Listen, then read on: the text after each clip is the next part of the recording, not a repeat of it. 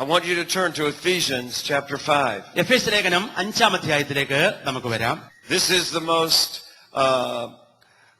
famous passage in the Bible about marriage. വിവാഹത്തെക്കുറിച്ച് വേദപുസ്തകത്തിൽ പറഞ്ഞിരിക്കുന്ന വേദഭാഗങ്ങൾ ഏറ്റവും പ്രധാനമായ ഒരു തിരുവചന ഭാഗമാണ് ഈ വേദഭാഗം എന്ന് പറയുന്നത്.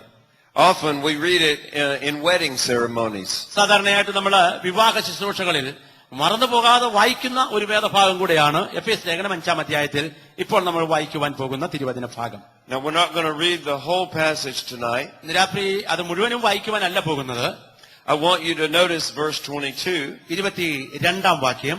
Because this is the passage that we always emphasize. അത് എപ്പോഴും നമ്മൾ എടുത്തു പറയുന്ന വേദവാക്യമാണ് 22-ാമത്തെ വാക്യം. It says, wives, submit to your husbands. ഭാര്യമാരെ നിങ്ങളുടെ ഭർത്താക്കന്മാർക്ക് കീഴടങ്ങിയിരിപ്പീൻ എന്ന് നാം അവിടെ വായിക്കുന്നു. Now I'm sure all the women have underlined that passage in their Bible. അതെ, ഞാൻ വിചാരിക്കുന്നത് ഭാര്യമാരൊക്കെ അവിടെ ആ വേദഭാഗം വരച്ചിട്ടുണ്ടായിരിക്കണം, ഇല്ലെങ്കിൽ വരയ്ക്കണം. And whenever we talk about Ephesians 5, എഫേസ്യ ലേഖനം 5-ാം അധ്യായം നമ്മൾ വായിക്കുമ്പോഴെല്ലാം we always think about wives submitting. അത് ഭാര്യമാരുടെ സമർപ്പണത്തെക്കുറിച്ചാണ്, കീഴടങ്ങലിനെ കുറിച്ചാണ് നമ്മൾ ചിന്തിക്കുന്നതും പറയുന്നതും. But I want you to notice that when Paul talked to the Ephesian church, എന്നാൽ അപ്പോസ്തലനായ പൗലോസ് എഫെസോസിലുള്ളതായിരിക്കുന്ന സഭയോട് സംസാരിക്കുമ്പോൾ he only made two very short comments to the women. ഭാര്യമാരോട് ചുരുങ്ങിയ 2 കാര്യങ്ങൾ മാത്രമാണ് അദ്ദേഹം പറഞ്ഞിരിക്കുന്നത്. But he spent most of his time talking to the men. ആ വേദഭാഗത്ത് ഏറെ താൻ സംസാരിച്ചിരിക്കുന്നത് ഭർത്താക്കന്മാരോടാണ്, അല്ലെങ്കിൽ പുരുഷന്മാരോടാണ്. First, he said, verse 25. ഒന്നാമതായിട്ട് 25-ാമത്തെ വാക്യം.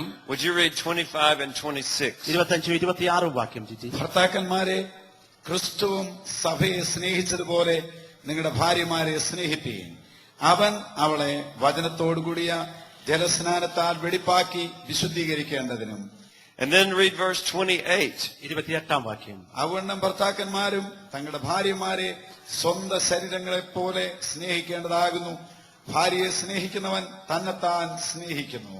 And then verse 33. 33-ാം വാക്യം. ഈ മർമ്മം വലിയത്, ഞാൻ ക്രിസ്തുവിനെയും സഭയെ ഉദ്ദേശിച്ചത്രേ പറയുന്നത്. എന്നാൽ നിങ്ങളും അങ്ങനെ തന്നെ ഓരോരുത്തൻ താന്റെ ഭാര്യയെ തന്നെ പോലെ തന്നെ സ്നേഹിക്കണം. ഭാര്യയോ ഭർത്താവിനെ ഭയപ്പെടേണ്ടത് ആകുന്നു. And notice when he says, I want you to love your wife as Christ loves the church. അവിടെ നമ്മൾ വായിച്ച ആ വേദഭാഗങ്ങളെല്ലാം ക്രിസ്തു സഭയെ സ്നേഹിച്ചതുപോലെ എന്ന് പൗലോസ് പ്രത്യേകം എടുത്ത് പറഞ്ഞുകൊണ്ടാണ് ഭർത്താക്കന്മാർ ഭാര്യമാരെ സ്നേഹിക്കുന്നതിനെ കുറിച്ച് പ്രസ്താവിച്ചിരിക്കുന്നത്. He gives a picture of Jesus washing the feet.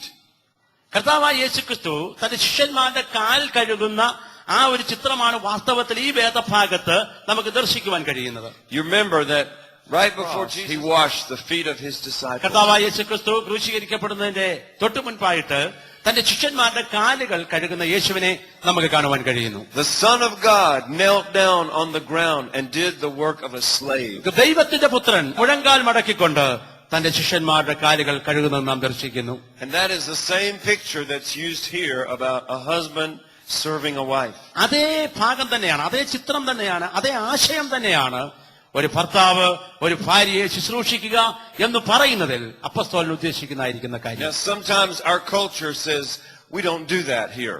അതെ, ചിലപ്പോൾ നമ്മുടെ സംസ്കാരം പറയാറുണ്ട്, ഞങ്ങൾ അങ്ങനൊന്നും ചെയ്യുന്നവരല്ല, ഇവിടെ അങ്ങനത്തെ പതിവൊന്നുമില്ല എന്ന് നമ്മൾ പറഞ്ഞേക്കാം.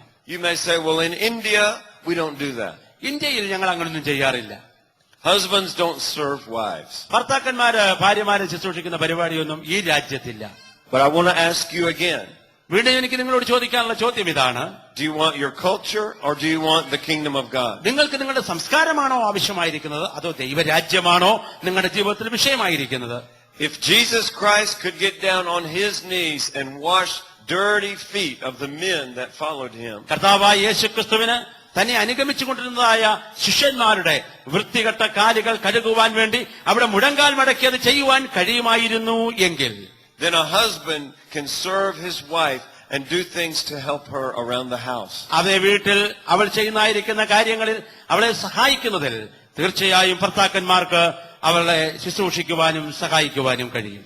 I learned this lesson many years ago when our children were young.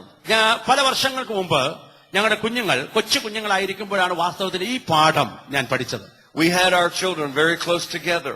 ഞങ്ങളുടെ കുഞ്ഞുങ്ങൾ അധിക പ്രായ വ്യത്യാസമില്ലാത്ത കുഞ്ഞുങ്ങളാണ്. There was a time when we had 3 little girls in diapers. അത് 3 കൊച്ചു കുഞ്ഞുങ്ങളായിട്ട് അവരുടെ ഡയപ്പേഴ്സ് ഒക്കെ കെട്ടി ഇങ്ങനെ നടക്കുന്ന ആ കൊച്ചു പ്രായം.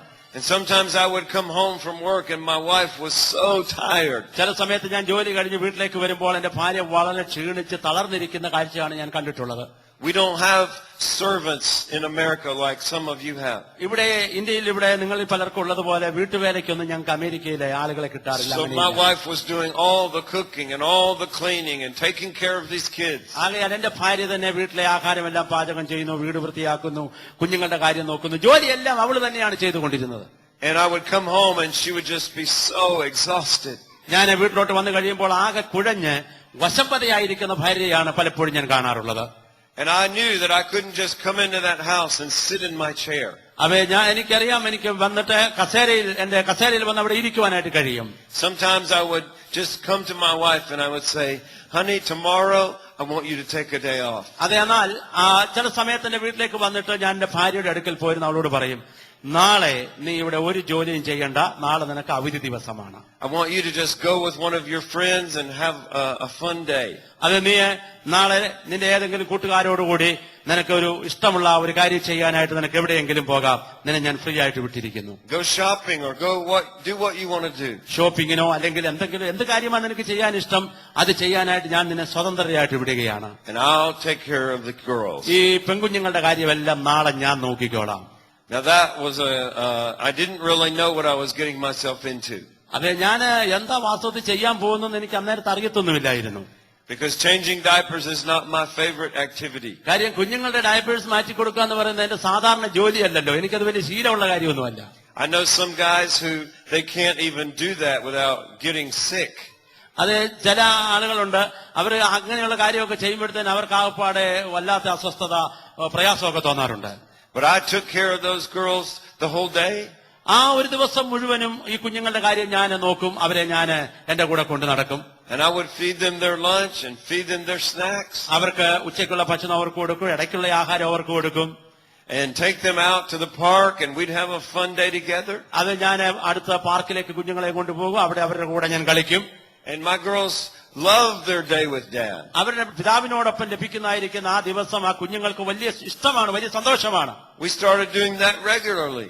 അത് ഞങ്ങൾ ഇടയ്ക്ക് സാധാരണയായിട്ട് ഞങ്ങൾ ചെയ്യുന്ന ഒരു കാര്യമായി മാറി. Because little children need their father's affection. കാര്യം കൊച്ചു കുഞ്ഞുങ്ങൾക്ക് അവരുടെ പിതാവിന്റെ സ്നേഹം, അടുപ്പം ഏറെ ആവശ്യമാണ്. And they need to feel their father's arms around them. അവരുടെ ആ പിതാവിന്റെ കരങ്ങൾ അവരെ എപ്പോഴും കെട്ടിപ്പുണരുന്നത് അവരേറെ ഇഷ്ടപ്പെടുന്നതായിരിക്കുന്ന കാര്യമാണ്. But my wife also needed to know that I cared about her.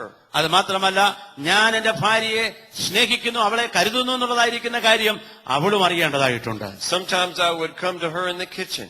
ചില സമയത്ത് ഞാൻ ആ അടുക്കളയിലേക്ക് കടന്നു ചെല്ലാറുണ്ട്.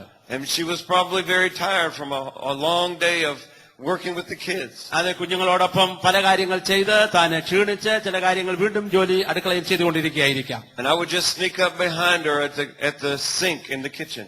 അവയെ ഞാൻ നേരെ അവളുടെ പുറകിൽ പോയി നിന്നിട്ട് അവൾ പാത്രം കഴുകുന്ന സ്ഥലത്ത് അവളോടൊപ്പം ഞാനും ചെന്ന് നിൽക്കുന്നു. Maybe I would just gently rub her neck for a few moments. അതെ, ചില സമയത്ത് അവളുടെ പെടലിയൊക്കെ ഒന്ന് പതുക്കെ ഒന്ന് തടവി കൊടുക്കാറുണ്ട് ഞാൻ. And then I would say, why don't you let me finish these dishes? അതെ, നീ ഒരു കാര്യം ചെയ്യ്, ഈ ജോലി ഇനിയും ബാക്കിയുള്ളത് ഞാൻ തീർത്തോളാം, നീ പോയി വിശ്രമിക്കുക എന്ന് പറഞ്ഞ് അവളെ പറഞ്ഞു വിടാറുണ്ട്. Now this may be revolutionary for some of you. അതെ, ഒരു പക്ഷേ ഞാൻ ഈ പറയുന്ന കാര്യങ്ങൾ നിങ്ങളുടെ ഹൃദയത്തിൽ നിങ്ങൾക്ക് ഉൾക്കൊള്ളാൻ പോലും കഴിയാത്ത എന്തോ ഒന്നായിട്ട് നിങ്ങൾക്ക് തോന്നിയേക്കാം. But I believe that if the Son of God can wash feet, അതെ, നിങ്ങളൊരു കാര്യം ഓർക്കണം, യേശുക്രിസ്തുവിന് കാല് കഴുകുവാൻ കഴിയുമായിരുന്നു. then a man of God can wash dishes. അതെ, അങ്ങനെയാണെങ്കിൽ ഒരു ദൈവ മനുഷ്യന്, ഒരു ദൈവ പൈതലിന്, ഒരു വിശ്വാസിക്ക് പാത്രം കഴുകുന്നത് കൊണ്ട് ഒരു കുഴപ്പവുമില്ല, പാത്രം കഴുകാൻ പറ്റും. Amen. Hallelujah. Can all the men in this room say amen? ഇവിടെ ഇതിനകത്തിരിക്കുന്ന സഹോദരന്മാരെല്ലാം ചേർന്ന് ആമേൻ പറയാമോ? ആമേൻ. Now, make sure you look at your wife and let your wife look at you and you guys can make a promise there. അതെ, നിങ്ങൾ നോക്കണം, നിങ്ങളുടെ ഭാര്യയുടെ മുഖത്തോട്ട് നോക്കിക്കൊണ്ട്, ഭാര്യമാർ നിങ്ങളുടെ മുഖത്തോട്ട് നോക്കിയിരിക്കുമ്പോൾ നിങ്ങളത് പറയുമ്പോൾ ഒരു വാക്ക് കൊടുക്കുകയാണ് ചെയ്യുന്നത്. ഇടയ്ക്ക് പാത്രം കഴുകിക്കോളാമെന്ന് നിങ്ങൾ വാക്ക് കൊടുക്കുക.